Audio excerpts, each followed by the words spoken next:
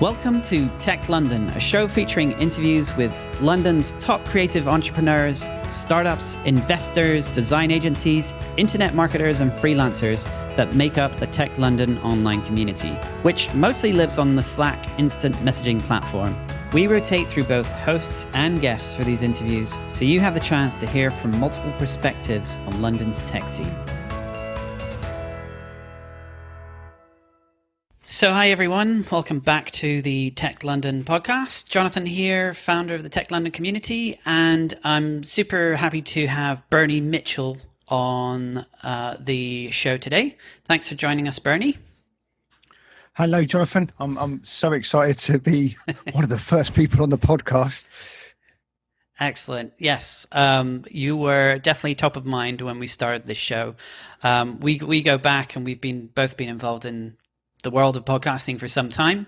So it's excellent to have you on. And hopefully, I'm looking forward to having you potentially host some of these episodes as well in the future. I can agree to that immediately. And we don't, you kind of undersold yourself there, Jonathan, because we started together in a co-working space, the London podcasting community, which is now like 400 people and has gone through several iterations, but it's still going strong. We're about to reboot it again in our mid-lockdown society here in London. That's great, and I think you've been integral to that actually continuing. So I'm very grateful for that. I'm great at starting things, but I rely on people like you to carry them forwards. Yeah, so I've got a whole Google Drive full of Jonathan started projects from around the 2013, 2014 era. You know, amazing, great. So I'd love to. Also just talk about not just podcasting, but your involvement, particularly in co-working, because you're very plugged into the whole London co-working space. So you actually run the London Co-working Assembly, and you're also helping co-working spaces with the content marketing, isn't that right? That's right. Awesome. So I'd love to just ask you, a couple of points on that. So tell us more about the London Co-working Assembly. What does that involve? And I think you're also involved in the European Co-working Assembly as well. Can you tell us more about what those organizations do? The London Co-working, about the time you and I met, and actually we met via a kind of like co-working London community, because I first got into co-working when the Innovation Warehouse opened in Smithfield's Market in 2010, and I helped them, run events and get people in and stuff like that. So we did like a TEDx and all that type of thing there. So that was all like very exciting and startupping. And then I got involved in Kindred, which was a meetup. Remember, this was like 8 years ago at the time we were recording this, and this meetup was run by Alex Butler, who helped set up Tech City and all that stuff. And we met in a different co-working space every day using meetup.com as the platform. And that's how I got to meet so many new co-working spaces as they opened in London. And in co-working years, 8 years is like 100 years ago. And then in 2014, I went to the Co-working Europe conference. And what struck me there is I just met lots of people from other universities I was involved in who all turned up at the co-working thing. And then we came back and we said, and Rebecca Collins was one of those people, and we said, let's make a group for co-working people. And it just kind of plodded along for 6 years, and we did different things. And then about early 2018, I think it was, we just started to meet in a different co-working space for breakfast once a month. And, something like 30 to 40 people, when we used to meet in person, 30 to 40 people would show up for breakfast, and they were community managers in co-working spaces, or they were making products for co-working spaces. And most of the people actually own and run a co-working space. So it's that, like in, startup people will know that when you're around a group of people, when you join a group of peers and talk about what you're working on together, it just, explodes. And it's good like mental health therapy, and it's good for like putting the pieces of the puzzle together. Yeah. I'm guessing it must also really help you understand like the needs and the challenges of people who are running co-working spaces, who are involved in the management of co-working spaces as well. It does. One of the things and this really kicked off in COVID, because we used to have like, afternoon sessions where we talk through different problems in like kind of mastermind group fashion, and now we have an online community because like everything's online nowadays, and we have a mastermind session there. And the COVID, the lockdown and not meeting in person, we ran like twice a week for, I don't know, 7 months. We've run calls where people are supporting each other to sort out everything from business rates to staffing to making online memberships to whether to stay open, full stop. And then and that all got quite hectic. And then we made it into like a formal, mastermind session. And meeting so often during COVID and lockdown has really, cemented the trust between, not hundreds of people, but, like 70 people, and now sitting down and saying like, this is the actual issue I'm having in what I'm doing. And probably a lot of people listening are familiar with that kind of mastermind thing where you say, hi, I'm Bernie, and my problem is, and then people have to ask questions rather than like dive into with solutions, so that everyone learns. And you can go really deep. I know that sounds a bit wishy-washy, but you can go really deep on a problem and understand, like, if it was in a podcast, I just can't understand why I can't publish my podcast. And it's not because you haven't got the right microphone, it's because there's something else blocking you that you haven't quite worked through yet. And that happens in projects, in businesses, and in most relationships. I like that you brought up masterminds. I'm curious, like, do you have any best practices or formats that you think really work well when it comes to masterminds that you've noticed? In that little sequence I just said, the trick is having people ask questions rather than, so someone says, this is my problem. And then people have to ask questions. So it's like, and they're not allowed to say, and I'm really like leery about this. It's like, Jonathan, don't ask a question that's really a solution. So when you say, have you thought of advertising in newspapers? It's like pretending to be, it's a question disguised, it's a solution disguised as a question. But when you say like, what have you tried to spread the word, and be very, very specific with the questions you ask, because then you have to think about what you're asking and what you really want to get out of it. And then the person actually has to think, answer something specifically.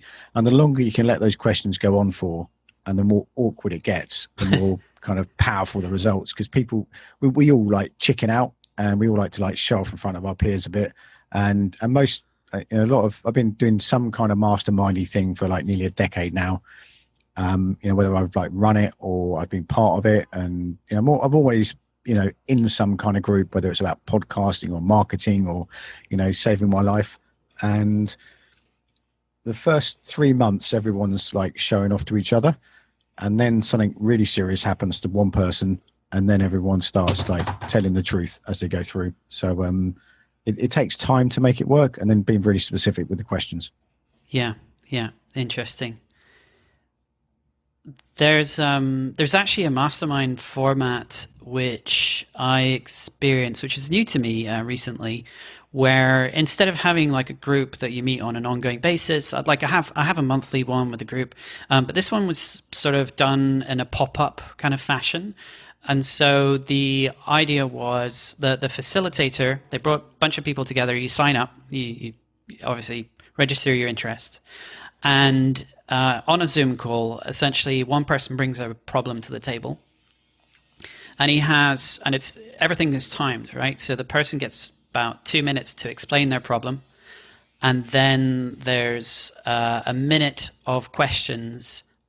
There's like 3 minutes of questions from the group, and then 3 people are nominated to provide feedback or suggestions, and then the rest of the group basically put their suggestions in the chat. I also missed out. There's a bit of silence as well for people to actually think. But what I liked about it was it was very short, but in that small amount of time, there was a lot of concentrated focus and a ton of really valuable feedback delivered. So that's an interesting format I came across. Worth consideration. I think it's good to like put yourself in any situation where you have to explain something to someone. Like going to therapy is much better. It's much better to go to therapy than like get drunk and bawl your heart out to your friends, because when you have to explain the whole context, you realize like how not always, so I don't want to like be futile about it, but like, when you have to explain the whole thing to someone who doesn't understand, you're like, oh yeah, that's it, isn't it? I'm making it way more dramatic than it really is.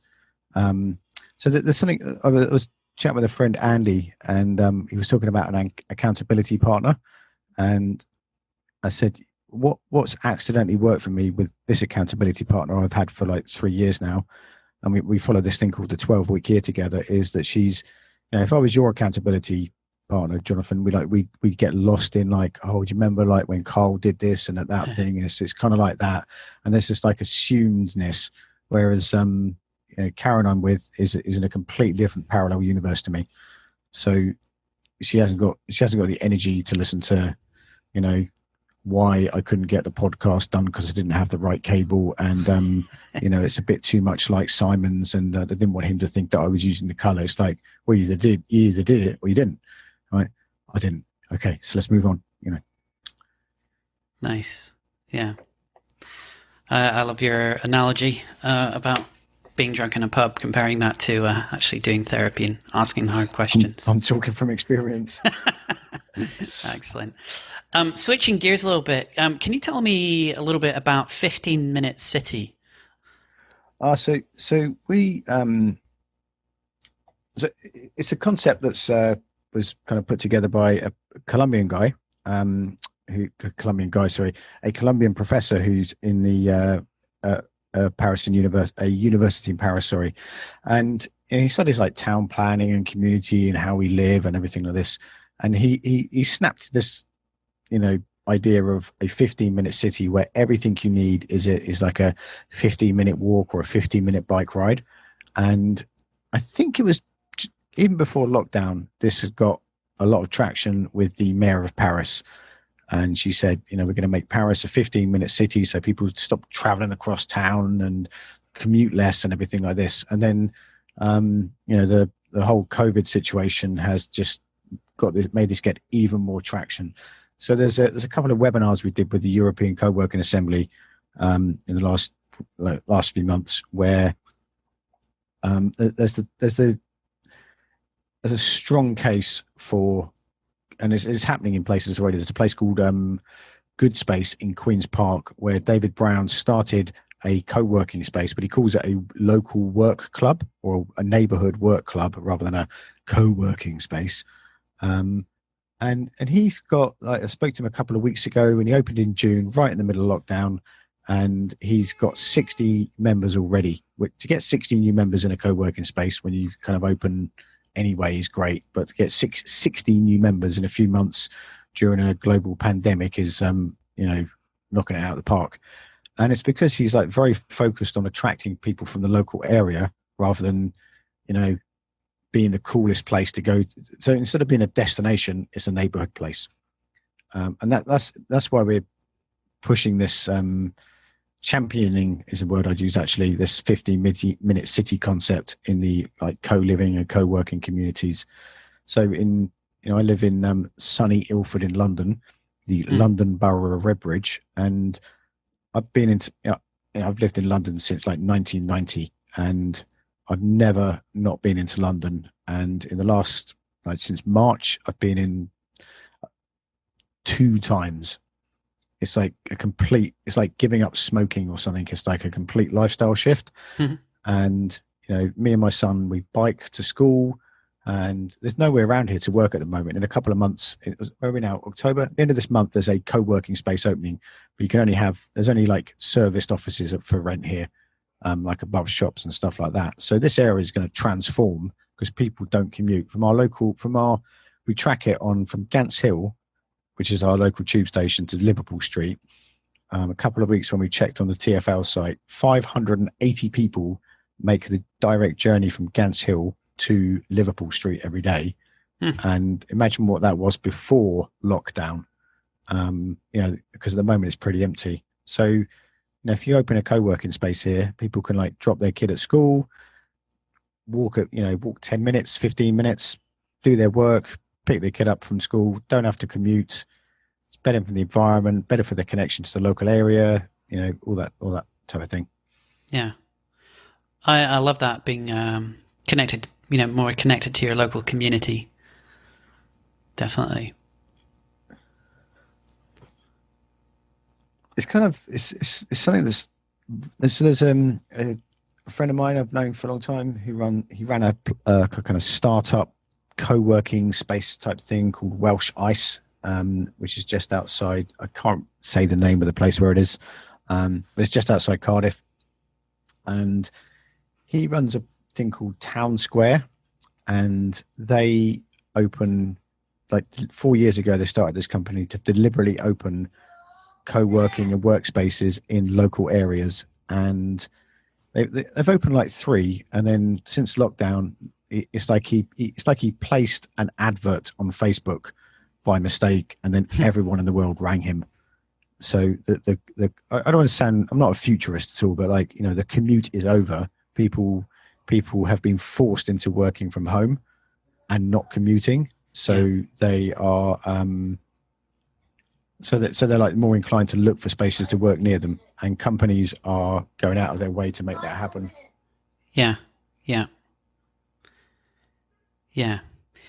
It's interesting where I am in New York. Like, one thing I find about the streets here, like in the way that a lot of the infrastructure is built, it's not really built for humans, it's built for cars.